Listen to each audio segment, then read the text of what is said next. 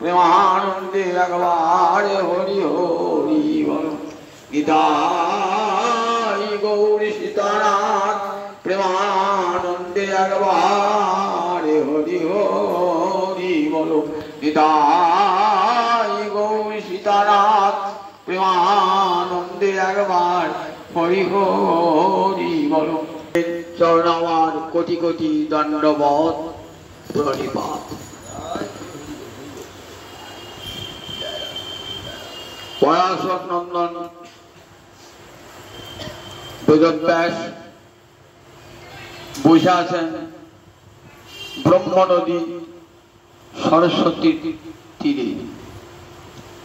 সম্মাপ্রাস আশ্রমটির নাম সম্মাপ্রাস। সেই আশ্রমে বসে আছেন অতি বিষণ্ণ মনে। মনে মনে ভাবছেন যে আমার চিত্তে এই বিষণ্ণতা কেন, কেন আমার মনে শান্তি আসছে না। জগৎ জীবের শান্তির জন্য, মঙ্গলের জন্য আমি এত কাজ করলাম, অথচ আমি মনে শান্তি পেলাম না। জগতে যারা ভালো করে তাদের মনে শান্তি হয়। কি করেছেন বেদব্যাস পরাশর নন্দন? বেদব্যাস এসে একটা বেদকে 4 ভাগে ভাগ করেছেন। বিশাল বেদ, একটা বেদ একটা মানুষের একজনই পড়া সম্ভব নয়। তাই মানুষের মঙ্গলের জন্য বেদ অত্যন্ত প্রয়োজন বলে কি করেছেন, একটা বেদকে 4 ভাগে ভাগ করেছেন। তার আবার কত কত শাখা। কিন্তু বেদ বড় জটিল, বেদের অর্থ বড় জটিল। ভগবত কৃপা না হলে বেদার্থ বোঝা যায় না, গুরু কৃপা না হলে বেদার্থ বোঝা যায় না। তাই ব্যাসদেব কি করেছেন, বেদের তত্ত্বকে খুব সহজ করে নানাবিধ গল্প উপাখ্যানের মধ্য দিয়ে মহাভারতে এবং পুরাণে এই বেদের তত্ত্বকে বোঝাবার চেষ্টা করেছে। মহাভারত রচনা করেছেন 18টা পর্বে, লক্ষ শ্লোকে পুরাণ রচনা করেছেন, বেদান্ত দর্শন রচনা করেছেন। তথাপি চিত্তে প্রসন্নতা আসে না। এমন সময় দেবর্ষি নারদ এসেছেন বিনা যন্ত্রে হরি গুণগান করতে করতে। দেবর্ষি নারদ তো গুরু, জগতের গুরু, ব্যাসদেবেরও গুরু। ব্যাসদেব পরমাদরে গুরুকে বসিয়েছেন উত্তম আসনে। গুরুদেব জিজ্ঞাসা করেছে শিষ্যকে, তুমি কুশল আছে তো? তোমার দেহ এবং মনে শান্তি আছে তো? বলছেন মনে, হে দেবর্ষিপাদ, হে ভক্ত প্রবর, আপনি আমাকে জিজ্ঞাসা করলেন কেন আমার অন্তরের এই বিষণ্ণতা, এই কেন যে বিষণ্ণ আমি, কেন যে আমার অন্তরটা অশান্তিময় হয়ে রয়েছে, তার মূলম অব্যক্ত, তার কারণটাও আমি জানতে পারছি না। তা আপনি তো ভগবান শ্রীহরি সপ্তাবেশ অবতার, আপনি কৃপা করে অন্তরচারী হয়ে আমার হৃদয়ের মাঝে প্রবেশ করে বলুন কেন আমার এই দৃঢ়তা, কেন আমার এই অপ্রসন্নতা, কেন আমি চিত্তে শান্তি পাচ্ছি না, কেন এত কাজ করো তথাপি নাত্মা পরিতুষ্যতে মে। এর কারণটা আমি জানতে পারছি না, যদি জানতে পারতাম তার প্রতিকার করতাম। তখন দেবর্ষি নারদ বলছেন, দেখো ব্রহ্মর্ষি, জগৎ জীবের মুক্তির জন্য কোন পথের, সহজ পথের সন্ধান তুমি দাও নাই। বললেন বিনা ব্রহ্মজ্ঞানে জীবের মুক্তি হবে না। বলে ব্রহ্মজ্ঞান, বিশেষ করে কলি জীবের মানুষের ব্রহ্মজ্ঞান, এই তোমার করুণা, তুমি জীবকে করুণা করবার জন্য নেমে এলে বলছো ব্রহ্মজ্ঞান। ব্রহ্মজ্ঞান লাভ করতে গেলে কত কত জন্ম, কত কঠোর সাধনা করতে হয়, একজন নয়। আর বিশেষ করে কলির জীব যাদের আচার নাই, শৌচ নাই, সৎ গ্রন্থের অনুশীলন নাই, সৎসঙ্গ নাই, সেই কলিজীব ব্রহ্মজ্ঞান লাভ করে মুক্তি লাভ করবে? যাও ঠাকুর, তোমাকে কোনো করুণা করতে হবে না, তুমি ফিরে যাও। ব্যাসদেবকে বলছেন তুমি ফিরে যাও, কলির মানুষ ব্রহ্মজ্ঞান লাভ করতে পারবে না। তাহলে কি করে কলির মানুষের মুক্তি হবে? গুরুদেব আপনি বলুন। তখন বলে দেখো, কলির মানুষের মুক্তির জন্য আমি একটা নৌকা তৈরি হয়েছে যাতে ভবসাগর পার হয়ে কলির মানুষ, সেটা আমি চোখে দেখে এসেছি। নৌকাটা এ তো ধ্যাত্রচিত্তানাং মাত্রা স্পর্শে ছয়াম ভব সিন্ধু প্রবদিষ্ট হরি চর্যানু বর্ণন। এতৎ ধ্যাত্রচিত্তানাং, এতৎ হি আত্রচিত্তানাং, এই সন্ধিবদ্ধ করে হয়েছে এতৎ ধ্যাত্রচিত্তানাং। আতুর চিত্ত মানে আকুল চিত্ত। কলির মানুষ একাদশ ইন্দ্রিয় দিয়ে পঞ্চ বিষয় ভোগ করতে চায়। জগতের রূপ, রস, শব্দ, গন্ধ, স্পর্শ ভোগ করতে না পেলেই তার জীবনে অশান্তি নেমে আসে। সেই কলির মানুষের মঙ্গলের জন্য একটা সহজ উপায় আমি দেখে এসেছি। ব্যাসদেব বলছি, বলুন গুরুদেব কি সেই উপায়? বললেন হরি চর্যানু বর্ণন। কলির জীব ব্রহ্মজ্ঞান লাভ করতে পারবে না, তুমি কলির জীবকে শিব ভগবানের লীলা কথা শ্রবণ করাও।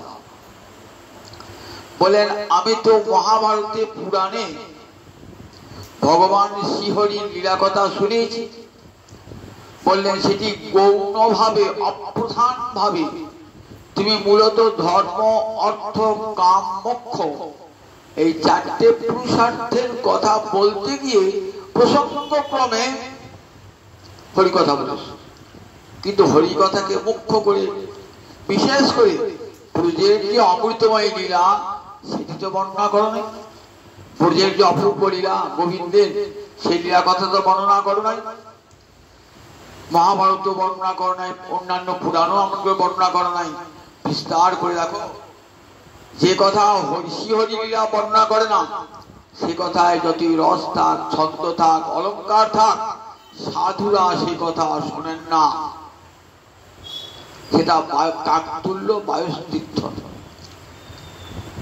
আপনার বাড়িতে ভোজ হয়েছে, ফেলে দিয়েছেন পাতা, সেখানে কারা বসবে? কাকেরা এসে উড়ে খায়।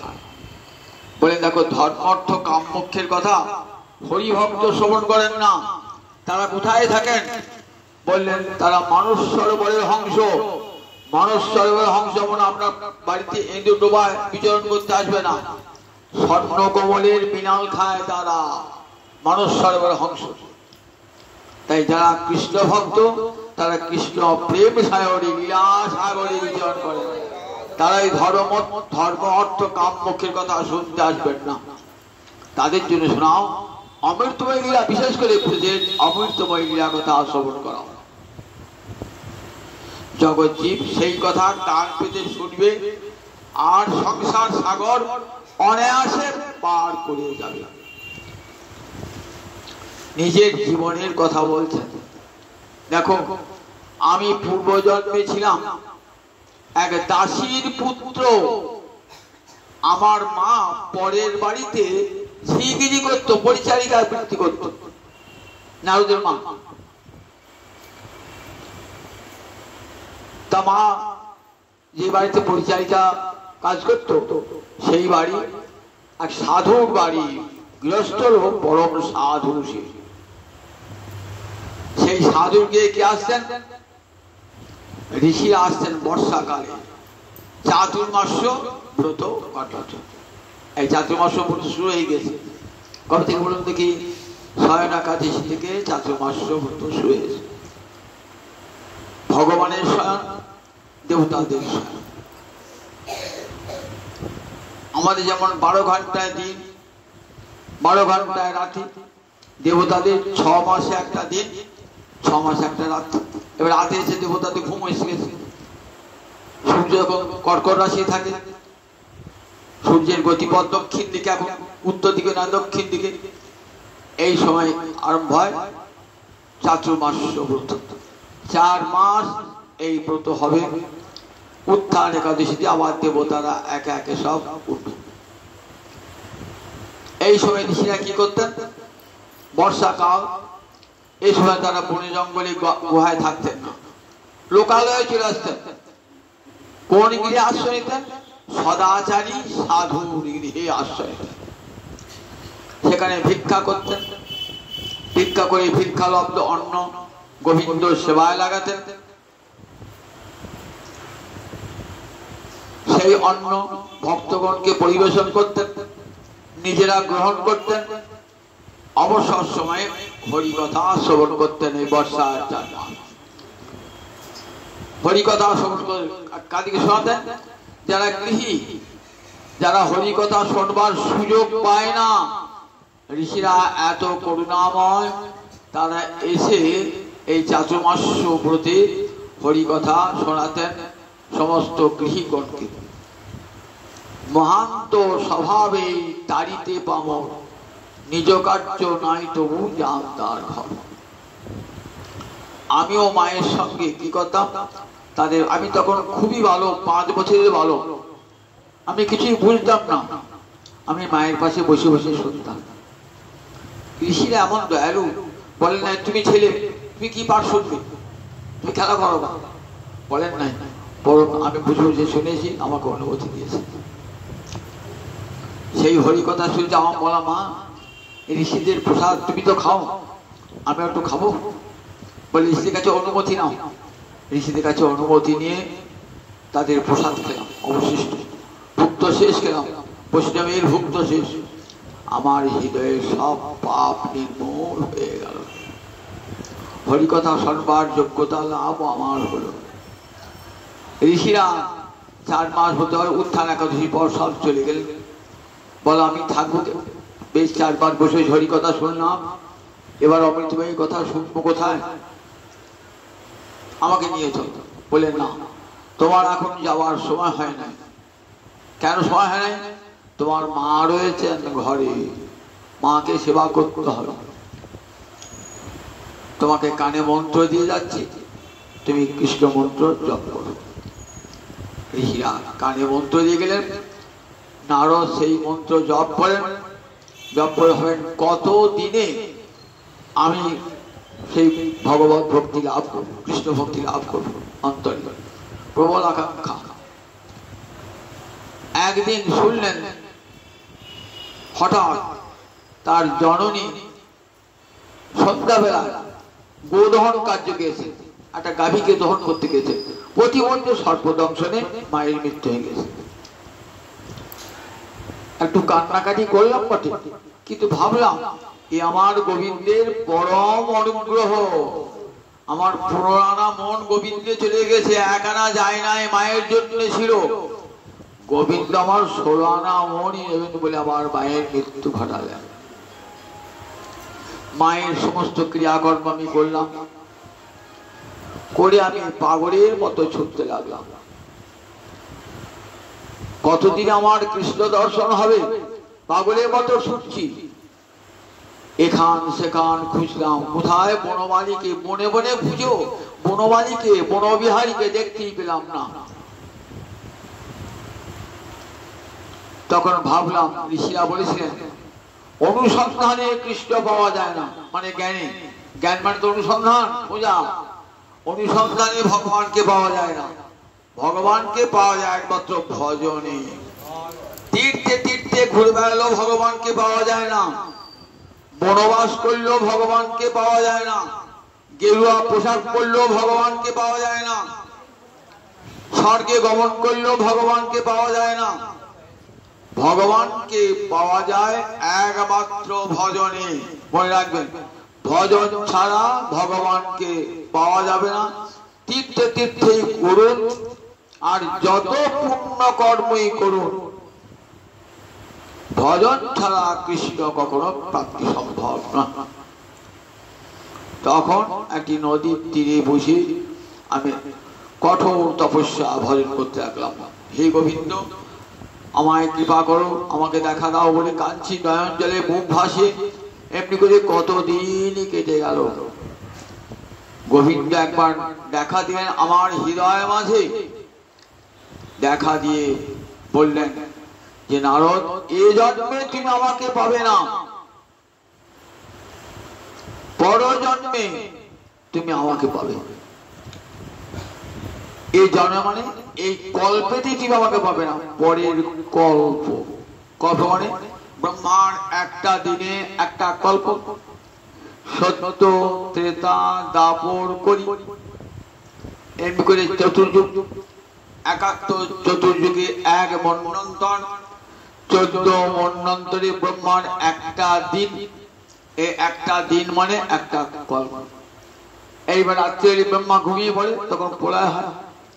এই এক কল্পে একটা কল্প আমার কেটে গেল। পরের কল্পে আমি পার্শ্বদ দেহ লাভ করলাম, ভগবান শ্রীহরির সান্নিধ্য লাভ করলাম, গোবিন্দের সান্নিধ্য। বললাম, প্রভু আমি যেন তোমাকে কোনোদিনই না হারাই, সব সময় যেন তোমার সঙ্গে থাকি।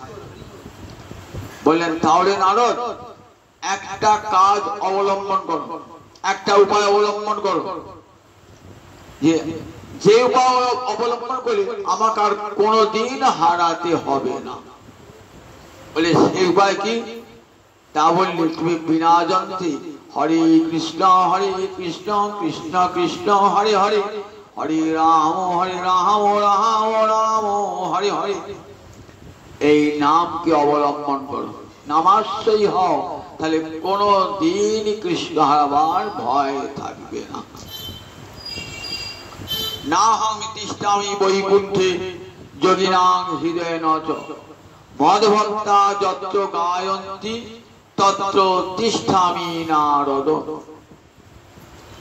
শোনো নারদ, আমি বৈকুণ্ঠে থাকি না, আমি যোগীর হৃদয়ে থাকি না। তাহলে তুমি থাকো কোথায়? যেখানে আমার ভক্ত গুণগান করছে সেখানে। তাই কণ্ঠে হরিনামকে রাখুন। হরিনামকে কণ্ঠে রাখলে আর কোনদিন হরিবিরহ সহ্য করতে হবে না। ব্রজগোপীরাও জগৎকে দেখিয়ে গেছে। যখন রাশি গোবিন্দকে হারালেন, তখন গোবিন্দ পাবার উপায় কৃষ্ণ নাম, তার যমুনার পুরীনে বসে বসে কৃষ্ণ নাম করবে। তাহলে কৃষ্ণ পাবার উপায় কৃষ্ণ নাম, কৃষ্ণকে সব সময় কাছে রাখার উপায় কৃষ্ণ নাম।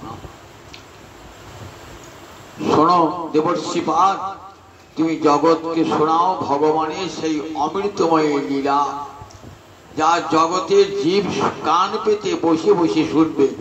বিশেষ করে কলির মানুষ, যাদের কোনো শৌচ আচার তপস্যা কিছুই নাই, দেহের শুদ্ধি নাই, মনের শুদ্ধি নাই, ইন্দ্রিয়ের শুদ্ধি নাই, সেই মানুষ ব্রহ্মজ্ঞান লাভ করবে। কিন্তু হরিকথার এমন মহিমা, দেহ মন ইন্দ্রিয় সব শুদ্ধ করিয়ে দেবে চেত দর্পণ মার্জনা। ঝাড় দিলে যেমন সব ময়লা দূর হয়ে যায়, হরিকথা হলো মার্জনী, সব মার্জনী, সব হৃদয়ের ময়লা দূর হয়ে যাবে হরি নামে, হরিকথা। তুমি জগৎ জীবকে শোনাও। কি করে শোনাবো? লীলা দর্শন করো, ধ্যানেতে দর্শন করিয়ে সেই লীলা জগৎকে শোনাও। সমাধি না, তম অনুস্মর। তুমি কৃষ্ণ নাম করতে করতে সমাহিত হয়ে যাও।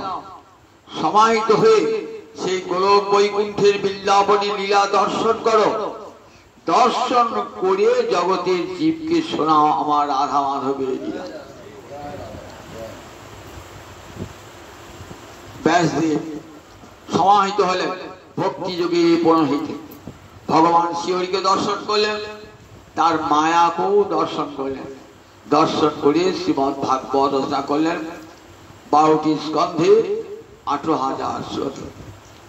ভগবান শ্রীহরির অমৃতময় লীলা। 12টি স্কন্ধের মধ্যে প্রথম 9টি স্কন্ধে কেবল ভক্তের কথা, দশম স্কন্ধে ভগবানের কত লীলা শুরু হলো। গোবিন্দের অপূর্ব বাল্য লীলা, গোবিন্দের কৈশোর লীলা, পৌগণ্ড লীলা, যৌবন লীলা, কত অপূর্ব সুন্দর করে জগৎজীবকে শোনালেন। বললেন দেখো ভগবান শ্রীহরি কেমন করে জীবের মন হরণ করেন। ভগবানের ছোটবেলায় শিশুকালে তার চৌর্য লীলা, পশ্যতাং সজ্জনানাং নয়ন মানস চৌরং ব্রজে নবনীত ব্রজে প্রসিদ্ধ নবনীত চৌরং গোপাঙ্গনানাং দুকুল চৌরং পুতনা দুরিত চৌরং অশেষ জন্মার্জিত পাপ চৌরং চৌরাগ্র গণ্যং পুরুষং নমামি। আচ্ছা, চোরকে কেউ প্রণাম করে? জগতে চোরকে ধরে তাকে পিটিয়ে দেয়, দিয়ে থানায় পাঠায়। আচ্ছা, চোরকে বলছে চৌরাগ্র গণ্যং পুরুষং শিরসা নমামি। ঠাকুর তুমি চোর তো, শুধু চোর নাও, চোরের রাজা তুমি, তোমাকে নতমস্তকে প্রণাম জানাই। কেমন করে চোর ঠাকুরকে প্রণাম জানাচ্ছে? কি চুরি করেছি? পশ্যতাং সজ্জনানাং নয়ন মানস চৌরং। তোমাকে যে একবার দেখেছে না, তার নয়নটাই হয়ে চলে গেছে। নন্দরাজার বাড়ি থেকে একটা লোক আসে, সে এসে আর কিছু দেখতে পাচ্ছে। বলছে কি গো? বলছে আমি বেশ দেখতে পাচ্ছিলাম, এখন কিছু দেখতে পাচ্ছি না। কোথায় গেছিলেন? নন্দরাজার বাড়ি গেছিলাম। ও, কাকে দেখেছ? ওর এই কালো ছেলেটাকে দেখলাম। তারপরে থেকে খুব ভালো করে দেখেছিলাম, বেরিয়ে থেকে আর কিছুই দেখতে পাচ্ছি না। এই দেখেছো, বললাম চোরের বাড়ি যেও না, দেখেছো তো? এবার তোমার নয়নটাই চুরি করে নিয়েছে, তুমি আর কিছুই দেখতে হবে না, কৃষ্ণ ছাড়া কিছুই দেখতে হবে। একটা লোক আবার গিয়েছে নন্দরাজা বাড়িতে, ঘুরেছে, বলে আমি কিছুই মনে রাখতে পারছি না। কোথায় গেছিলে? নন্দরাজা বাড়ি গিয়েছিলাম। কি দেখলে? ও নন্দরাজার কালো ছেলেটিকে খুব ভালো করে তাকিয়ে তাকিয়ে দেখছিলাম। মন্দির দেখেছিলে? বলে হ্যাঁ। ওই দাও, তোমার মনটাও চুরি হয়ে গেছে, তোমার মনটাও চুরি হয়ে গেছে। ও মন আর ফিরে পাবে না, ও ভয়ঙ্কর চোর, জানো তো? যেও না। নয়ন মানস চৌরং, নয়ন চুরি করে দেবে আপনার, মন চুরি করে দেবে একবার। রূপ গোসাই পাদ বলছেন, যদি বৃন্দাবনে এসে আবার বাড়ি ফিরে যাবার ইচ্ছা থাকে, সংসারে যদি আত্মীয় স্বজনের সঙ্গে আনন্দ করবার ইচ্ছা থাকে, তাহলে কেশী তীর্থের উপকণ্ঠে যে হরিতনু আছে সেটা দেখো না। অর্থাৎ গোবিন্দ আমার, গোবিন্দ আমার সেবিত গোবিন্দকে দর্শন করো না। রূপ গোসাই সেবিত বিগ্রহ কি নাম? গোবিন্দ বিগ্রহ। বৃন্দাবনে যারা গেছেন গোবিন্দ গেছেন তো, এত সুন্দর গোবিন্দ দেখলে কিন্তু আর সংসার করতে ইচ্ছা হবে না। এই বড় বড় টানা টানা নয়ন, আজ অনুলম্বিত বাহু, মাথায় ময়ূরের পাখা, হাতে মোহন মুরারি, এই রূপ যদি একবার দর্শন করেন না, সব চুরি হয়ে যাবে, সব দেহ মন প্রাণ সব চুরি হয়ে যাবে, আর কেউ সংসার করতে পারবেন না। তারপরে বৃন্দাবনে এসে যদি আবার বাড়ি ফিরে যেতে চাও, সংসার করতে চাও, সংসার বাসনা থাকে, বন্ধু সঙ্গে রঙ্গ করবার ইচ্ছা থাকে, তাহলে কেশী তীর্থের উপকণ্ঠে যে গোবিন্দ বিগ্রহ, সেটা যেন চোখ দিয়ে দেখো না। দেখলে তোমার নয়ন মন সব চুরি হয়ে যাবে। ব্রজে প্রসিদ্ধ নবনীত চৌরং, ননি চুরি করে করে বেড়ায়। মা যশোদার ঘরে আছে 9 লক্ষ ধেনু, একটা দুটো ধেনু নয়, 9 লাখ 9 লক্ষ ধেনু। তার মধ্যে 7-8টি গাভীর দুধ, কালো গাভী, কৃষ্ণা গাভীর দুধ খেতে খুব মিষ্টি, কালো গায়ের দুধ খুব মিষ্টি। রেখে দিয়েছেন মা যশোদা, যেমন গোপালের জন্য ক্ষীর ননি ছানা হয়ে। সে মা প্রতিদিন করে রেখে দেন, নিজ হাতে করেন, দাসিয়া করলে ভালো করবেন বলে মা নিজ হাতে করেন, মাখন তোলেন। কিন্তু গোপাল সে মাখনে রুচি নাই। কোথায় যাবে? পাড়া পড়শির ঘরে যত ননি আছে খেতে যাবে। মায়ের এসে প্রতিদিন নালিশ করে, আচ্ছা তোকে বেটাকে খেতে দিস না, ননি খেতে, তোর ভাই ননি নাই? কেন রে? আমাদের বাড়ির ননি রাখার উপায় নাই রে, গিয়ে খেয়ে আসে। তারপর আমার ছেলে একটু খায়, তাদের ক্ষতি কি আছে বল? তোদের ছেলে তো খায়। তা বলছে খেলে ক্ষতি নাই, কি করে জানো তো? খেলে কি করে? ভাঁটটা ভেঙে ঘর ময় ছিটিয়ে দেয়, আবার বানর গুলোকে ডেকে ডেকে খাওয়ায়। বেশ এক কাজ করবি, শোন, পাহারাদা রেখে দিবি। তো যখন কোথাও যাবি না, পাহারাদা রেখে দিবি। পাহারাদারও রাখি আমরা। একটা বুড়িকে একদিন জানিস তো ঠিক করলাম যে দেখো আমরা যখন থাকবো না তখন তুমি এই ঘরে যাতে নন্দরাজের ছেলেটা না ঢোকে তার দেখো। ঘর ঢুকেছে, ঘর ঢুকে কি করেছে? ঘর ঢুকে ননি চুরি করেছে।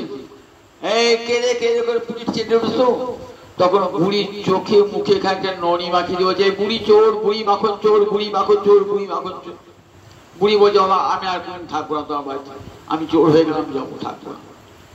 তা তোরা বাড়িতে কেউ না কেউ থাকবি তো, তাহলে ননি চুরি করবে না?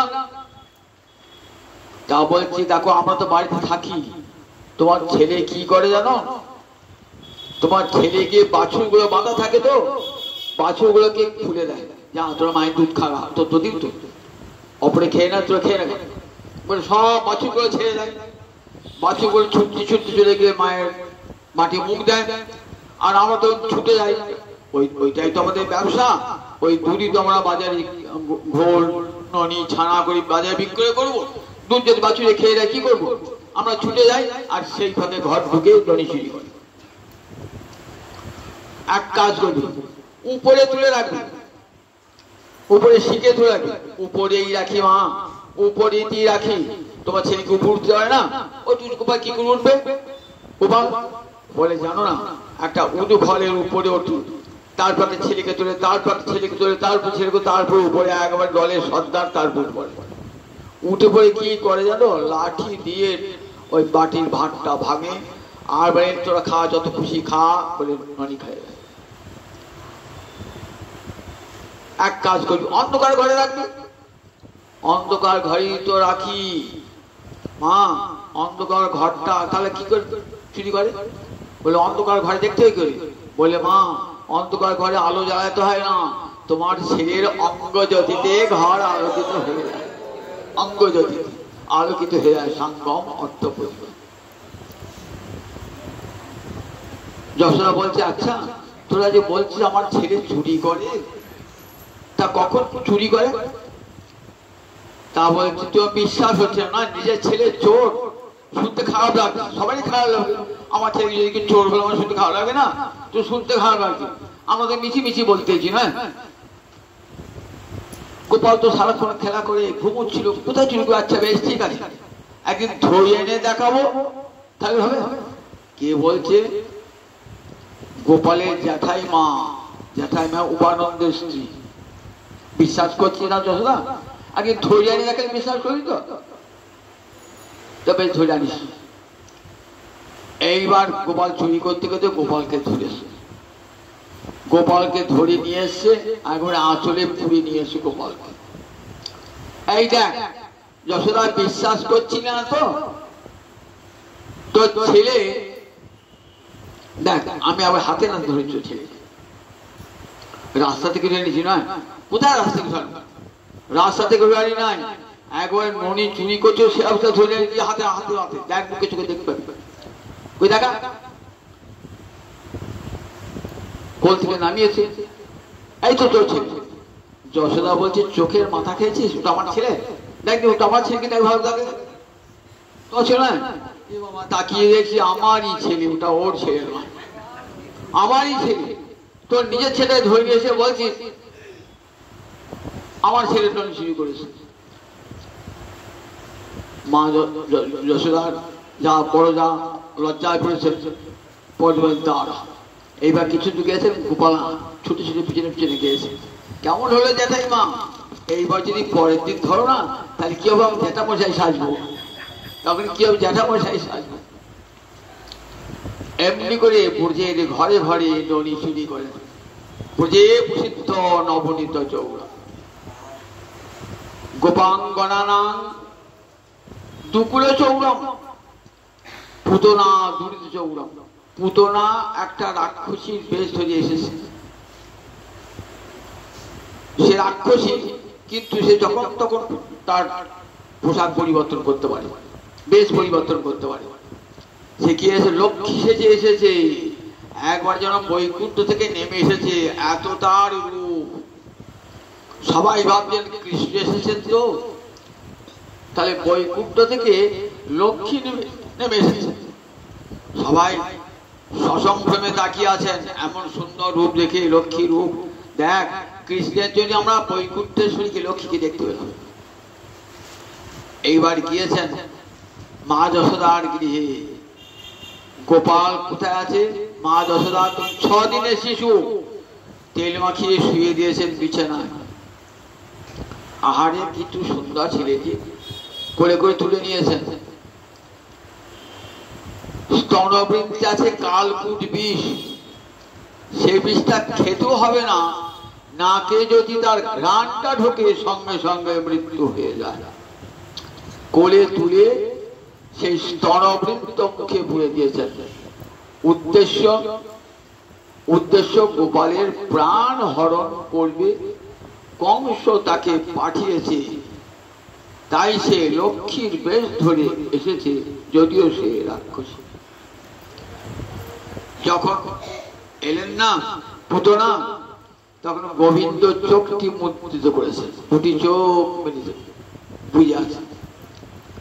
এই যে চোখটি বুঝলেন না, এর যে কত ব্যাখ্যা শতকোষায় পাঠ করেছেন, দু একটা শোনায়। বলছেন কেন গোপাল চোখ বুঝলো? তা বলছে শিশুরা নিজের লোক ছাড়া অন্য কোনো লোক দেখলে পরে কি হয়, নিজের মা বাবা ছাড়া ভয় খায়, দিয়ে চোখটা বুঝে। সেই যে গোপাল চোখটা বুঝল। বলে না না, গোপাল ভাবছেন যে কৃষ্ণ, যে বৈষ্ণব বিদ্বেষী, কৃষ্ণ বিদ্বেষী, তার মুখ দেখতে নাই। তা বুঝে 10 মাসের কম, 10 দিনের কম, 10 দিনের বেশি যত বুঝ বালক আছে, তাদের রক্ত খেয়েছে ওই রক্ত পিশাচিনী পুতনা। তাই পুতনার মুখ দেখবেন না বলে ভগবান চক্র করেছে। আর বলছে না না, গোবিন্দ তো করুণাময়, তাই ভাবছেন যাহা ও তোমাকে দিতে এসেছে, কিছু দান করতে এসেছে, তা দানের পরিবর্তে প্রতিদান করতে হয়, কিছু উপহার দিতে হবে। মনে মনে ভাবছি কি উপহার আমি দেবো, মনে ভাবছি ও তোমাকে বীজ দেবে, আর আমি ওকে কি দেবো? মনে ভাবছেন বিষের বলতো বীজ নয়, আমি ওকে অমৃত দান করবো বিষের।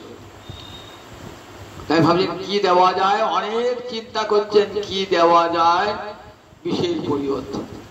কি দিলেন দেখুন, তার পাপটা তো হরণ করে দিলেন। পুতনা দুরিত, দুরিত মানে পাপ, পুতনা দুরিত চৌরা, পুতনার পঞ্চ প্রাণ হরণ করলেন, সেই সঙ্গে পুতনার সব পাপ হরণ করে নিলেন। পাপ হরণ করে, হরি শব্দের 2 অর্থ, বলে হরি শব্দের বহু অর্থ, 2 মুখ্যতম। সর্ব অমঙ্গল হরে, প্রেম দিয়া হরে মন।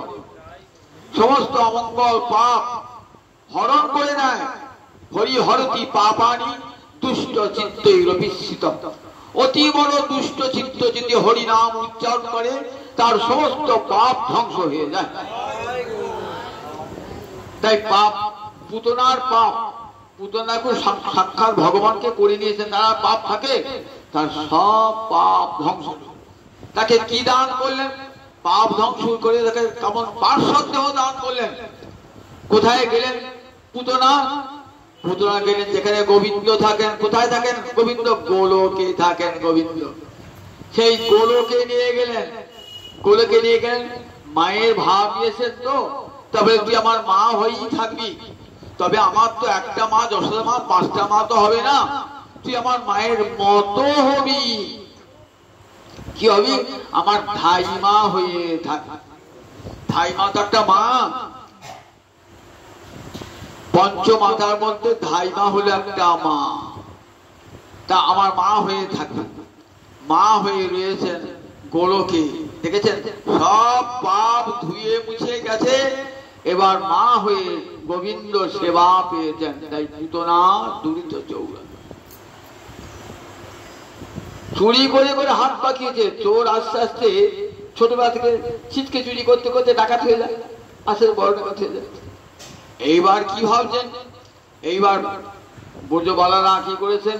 ব্রজবালারা কাত্যায়নী ব্রত করেছেন। অজ্ঞান মাসে হেমন্তকালে ব্রত করেছেন তারা, কার্তিক অজ্ঞান। বৃন্দা দেবীর কাছে দীক্ষা গ্রহণ করে তারা কি করেছেন? ভোরে উঠে কাত্যায়নী মূর্তি নির্মাণ করে তারা প্রতিদিন কি প্রার্থনা কাত্যায়নীর কাছে? নন্দগোপ পশুদং পথিমে কুল। নন্দগোপের নন্দন যেন আমাদের স্বামী হয়, নন্দগোপের নন্দন যেন আমাদের স্বামী হয়, এই প্রার্থনা দেবী কাত্যায়নীর কাছে। দেবী কাত্যায়নীর সমস্ত মনস্কামনা পূর্ণ করেন তো মা। তাই মায়ের কাছে তাদের প্রার্থনা। ব্রতের শেষ দিন গোবিন্দ এসেছেন পরীক্ষা করবার জন্য। তাদের সমস্ত বস্ত্রগুলি হরণ করে গাছের ডালে রেখে দিয়েছেন, কিছুতেই বস্ত্র দেবেন না।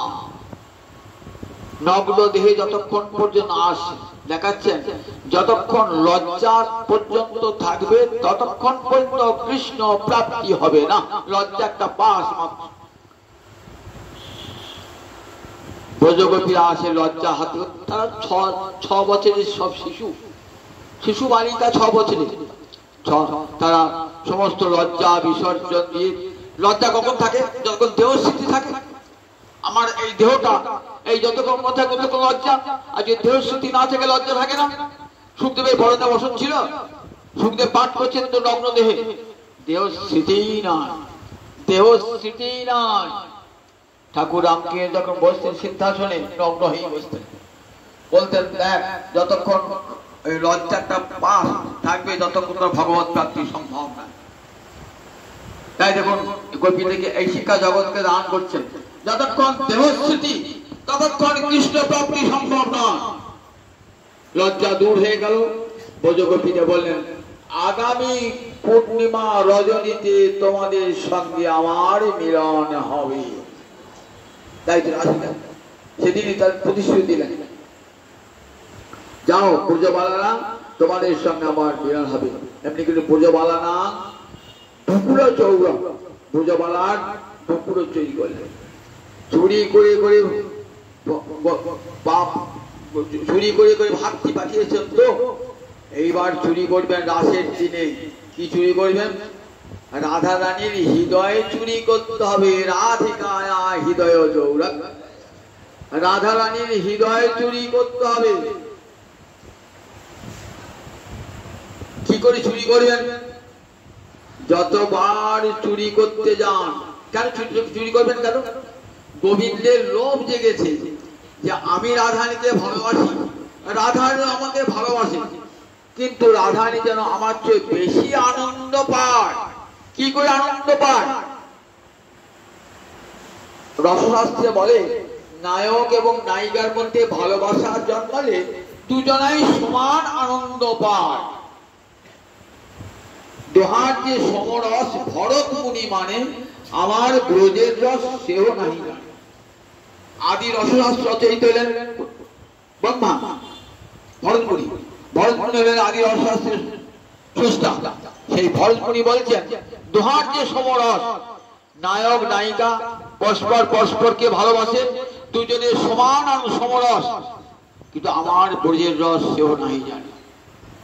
বলেন এই ব্রজের রসের কথা জানা প্রাকৃত জগতে হয়, অপ্রাকৃত জগতে ভক্তের বেশি আনন্দ হয় ভগবানের চেয়ে।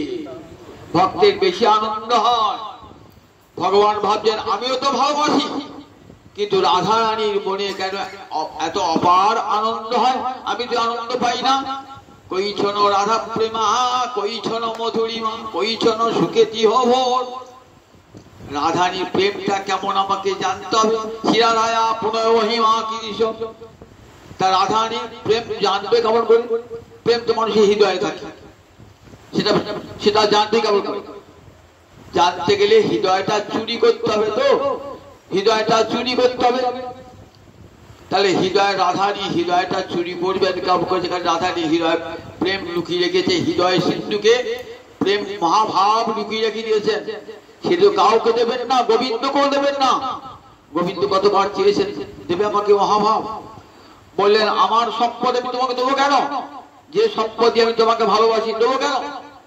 তাই দেয় কখন নিজের সম্পদ? যদি না দেয় তখন কি হয়? আপনি আমি আপনার বাড়ি গেলাম, একটা ভালো জিনিস দেখলাম, হলো হলো, চাইলাম দিলেন না, এবার আমি কি করবো? আমি চুরি করবো। গোবিন্দ ভাবছেন তাহলে চুরিটা করতেই হবে।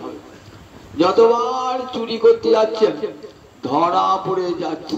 ব্যাংক ডাকাতি করতে গেলে ব্যাংকের সামনে প্রহরী থাকে, আলো থাকে, ধরা পড়ে যাবে তো। এখানে অষ্টমহাশক্তি রাধারানীকে ঘিরে আছেন, ললিতা বিশাখা, তার অঙ্গ জ্যোতিতে আলোকিত হয়ে রয়েছেন সব প্রহরী, কত মঞ্জরি, কত কোটি কোটি সখী। যতবার রাধারানীর ওই হৃদয় চুরি করতে যাচ্ছেন ধরা পড়বে, ধরা পড়বে, ধরা পড়বে যাচ্ছে। এত পাকা চোর হয়ে পাচ্ছেন। গোবিন্দ বলছেন আমি চুরি বিদ্যা হাত পাকি ছোটবেলা থেকে, চুরি আমি করবই করব। তোমাদের চোখকে ফাঁকি দিয়ে, পাকা চোর যত প্রহরী থাকুক না, চোখকে ফাঁকি দিয়ে, পুলিশের চোখকে ফাঁকি দিয়ে, প্রহরীদের চোখকে ফাঁকি দিয়ে চুরি করবে। তাই কি করে চুরি করবে? দেখুন চুরি করার কৌশলটা নিলেন। যতবার যান কালো রং ধরা পড়ে যায়, তো আলো জ্বলছে, কালো রং ধরা পড়ে যাবে না? তখন ভাবছেন আবার রংটাই হচ্ছে কাল, এই রংটার জন্য আমি ধরা পড়ে যাচ্ছি, তাই রংটা আমাকে পাল্টাতেই হবে। কি করে রাধারানীকে রংটা চুরি করি? রাধারানীর রংটাকে চুরি করে নিয়ে, রাধারানীর রংটা চুরি করেছে। রাধারানীর রং চুরি করতে পারে কেউ? এই যে কোন ফর্সা মানুষের রং যদি কালো মানুষ চুরি করতে পারে? কেউ চুরি করতে পারে না। তাহলে গোবিন্দ রাধারানীর রংটা চুরি করি কি করে? তা বলছেন দেখো, এই জগতের মানুষ রাম শ্যাম দুটো পৃথক বস্তু, তাই রাম শ্যামের রং চুরি করতে পারে না, শ্যাম রামের রং চুরি করতে পারে না। কিন্তু রাধা গোবিন্দ, রাধা কৃষ্ণ এক আত্মা দুই দেহ ধরি, অন্যান্য বিলসয় রস আস্বাদন করি। রাধারানী আর কৃষ্ণ তো আলাদা নন, এক গোবিন্দই দুটো হয়েছে, দুটো হয়েছে বৃন্দাবনে। গোবিন্দ গোবিন্দ একাংশে গোবিন্দ, একাংশে রাধারানী। তাই ভাবছেন ওই রাধারানী যে পৃথক রংটা, ওটা আমি দিয়েছি, তো ওটা আমি আবার চুরি করে নেবো, চন্দ্র চুরি করে নেবো। তাই কি করলেন? রাধারানীর রংটা চুরি করে নিয়েছে, রাধারানী গৌরবর্ণ চুরি করে নিয়েছে। এবার তো চুরি করে আর ধরা পড়বে না। কিরকম দেখুন, একটা উদাহরণ দিই। একটা লোকের বাগান, খুব সুন্দর বাগান, বাগানে বড় বড় আম হয়, সুন্দর আম। একটা লোক চুরি করতে যায়, রোজ চুরি করতে যায়, ধর বাড়ি মালি আছে একটা, সে ঘুরে ঘুরে আছে, একটা মালি একটা ছোট্ট জানলা আছে, তাকিয়ে তাকিয়ে দেখেন একবার মা ঢুলে দাঁড়া মারি, তোকে থাকাবো, মা এই আম আমি খাবি, আম খাবি, দেখি তুই কেমন ধরতে পারি। ধরা পড়ে যায় তো। একদিন কি করেছে দেখছে, বাবু কি পোশাক পরেছে, বাবু সুন্দর ধুতি পাঞ্জাবি পরেছে, হাতে একটা লাঠি, হাতে একটা ব্যাগ। বাবু বাড়িটা কোথায়? বাবুর পিছনে বসে যাচ্ছেন, আর কিছুই জানেন, নিরীহ ব্যক্তির মতো। গিয়ে দেখছেন বাবু একটা বাড়িতে ঢুকলো, বাবু কোন ঘরটায় থাকে, কোথায় ওই জামাটা ছাড়ে, ধুতিটা ছাড়ে, লাঠিটা কোথায় রাখে, ব্যাগটা কোথায় রাখে, সব লেখে রেখে।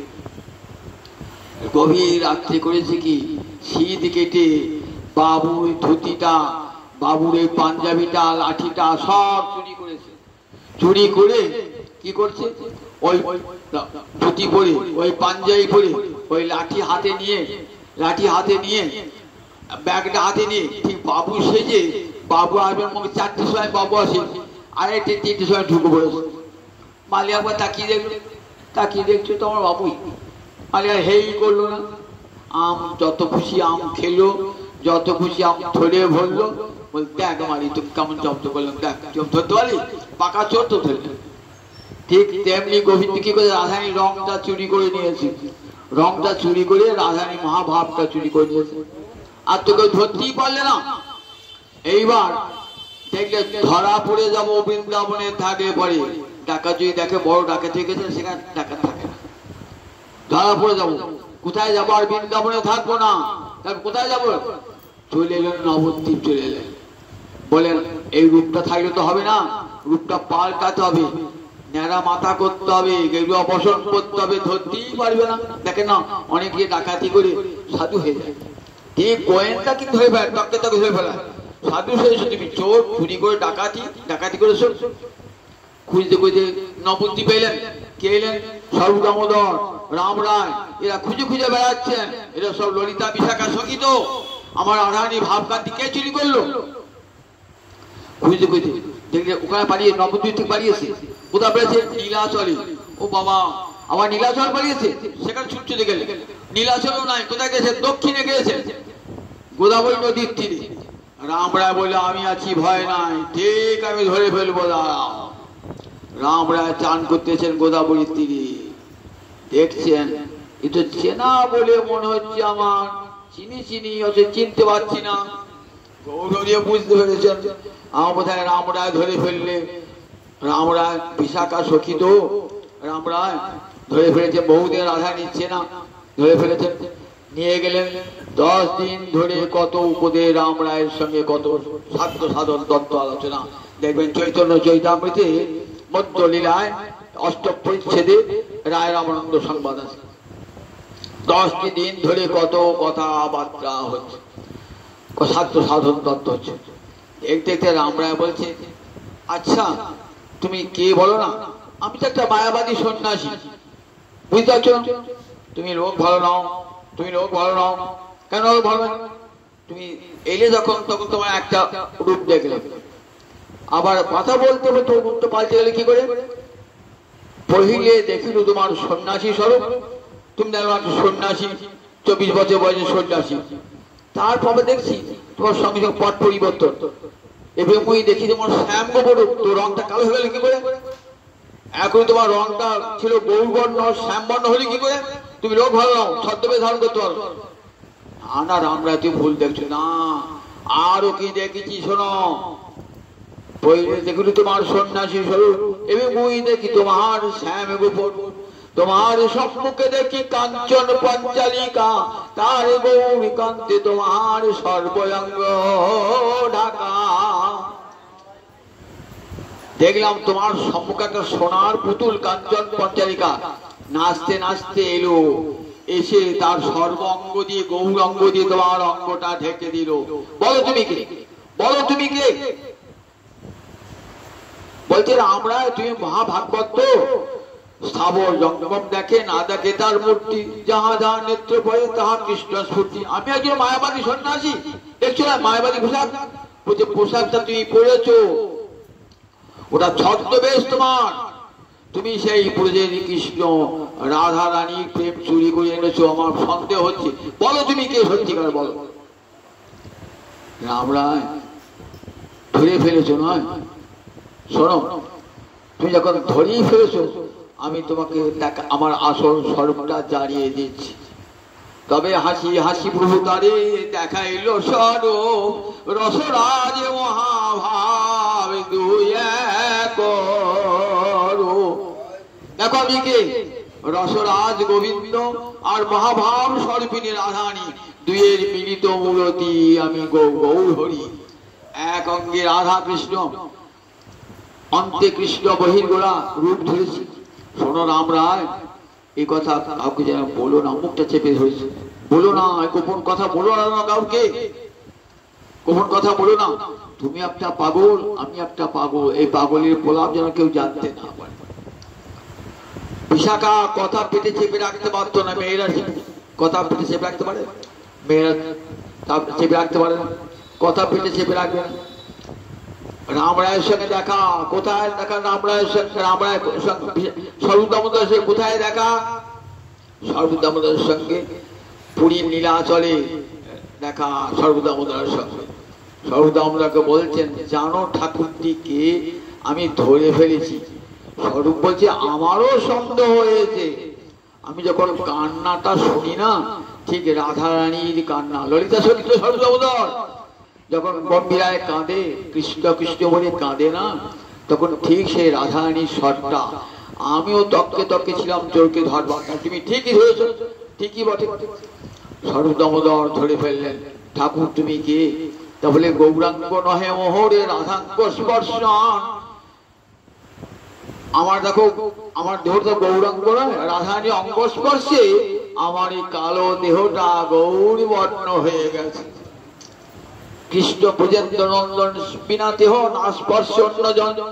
রাধারানী ব্রজেন্দ্র নন্দন কৃষ্ণের অঙ্গ ছাড়া অন্য কোনো অঙ্গ স্পর্শ করেন না। তাই রাধারানীর অঙ্গের পরশে আমার কৃষ্ণ বর্ণ গৌর বর্ণ হয়ে গেছে। স্বরূপ দামোদর বললেন, স্বরূপ দামোদর আমার সেই কথা কাকে বললেন? স্বরূপ দামোদর বললেন রঘুনাথ দাস গোস্বামী কি। যখন রঘুনাথ গোস্বামী সংসার ছেড়ে চলে গেলেন, তখন স্বরূপ দামোদর রঘুনাথ দাস গোস্বামীকে বলতেন। রঘুনাথ দাস গোস্বামী সেটি শুনে রাধাকুণ্ডে তীরে বসে কাঁদতেন তো বসে বসে, হারাধে হারাধে বলে। তুলসী মঞ্জরিত সেই জানেন, সব কথা জানেন রাধারানী। তিনি আবার কাকে বলেন? কবিরাজ গোস্বামী যখন গেল 22-23 বছরের যুবক, তখন কবিরাজ গোস্বামীকে সব বর্ণনা করলেন।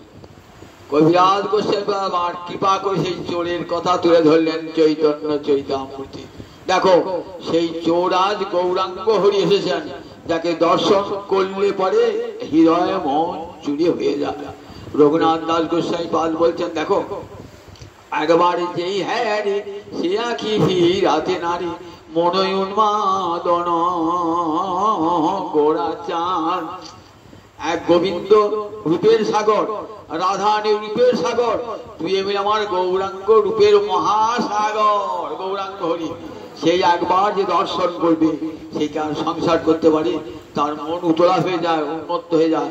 আমি কেন সংসার ছেড়ে যেন যদি দেখার মতো দেখতাম, যদি আমরা মাধবকে গোবিন্দকে দেখতাম, তাহলে সংসার করতে পারতাম না। ভগবান বলছেন, ব্রহ্মা বলছেন যে গোবিন্দকে দেখতে হয় প্রেমাঞ্জনা ছুরিত ভক্তি বিলোচনে শান্ত সদৈব হৃদয়ে সুবিলক। প্রেমের কাজল মাখা নয়নে সাধুরা গোবিন্দকে দর্শন করতে পারেন, তাই তারা সব ছেড়ে দিয়েছেন, স্ত্রী পুত্র ঘর সংসার ছেড়ে দিয়েছেন। প্রেমের কাজল মাখা নয়নে দর্শন করছেন ভগবান শ্রীহরিকে। অঙ্গি উপাঙ্গি এত রূপ, সেই রূপের চরণে নিজেকে চিরকালের জন্য আত্মবিসর্জন দিয়ে দিয়েছেন। শরণাগতি, হে গোবিন্দ আমি তোমার হলাম, ওই রূপের যেন সেবা করতে পারি, সারাটা জীবন ধরে জন্ম জন্মান্তর ধরে যেন সেবা করতে পারি। এই আমার রাধা মাধব করুণা করে এসেছেন। রাধা মাধব সেই রূপ, এত অনন্ত রূপ, যে রূপ দর্শন করে রাধানী আর ঘর সংসার করতে পারেন নাই। যে জীবে কৃষ্ণানন্দ তার করে দু নয়ন বিধি হইয়া হেন বিচার। কেন দুটো নয়ন দিয়েছে, দুটো নয়ন দিয়ে কৃষ্ণ রূপ দেখা যায় না, কোটি কোটি নয়ন দিলে তবে কৃষ্ণ রূপ মাধুর্য অনুভব করতে হয়। সেই রূপ রাধারানী আমার গোবিন্দ গৌরাঙ্গ হয়ে কি করে রাধারানীর হৃদয়ের মহাভাব কান্তি চুরি করে গৌরাঙ্গ রূপ পেলেন। জগৎ জীবকে দেন হরে কৃষ্ণ কৃষ্ণ কৃষ্ণ হরে হরে, হরে রাম রাম রাম হরে হরে। এই মহামন্ত্র জপ করো বলে, এটা যুগের মুক্তির মন্ত্র। আর কান পেতে বসে বসে হরিকথা শ্রবণ করো, মানব জীবন ধন্য হয়ে যায়। জানি তাই জানি তাই জানি।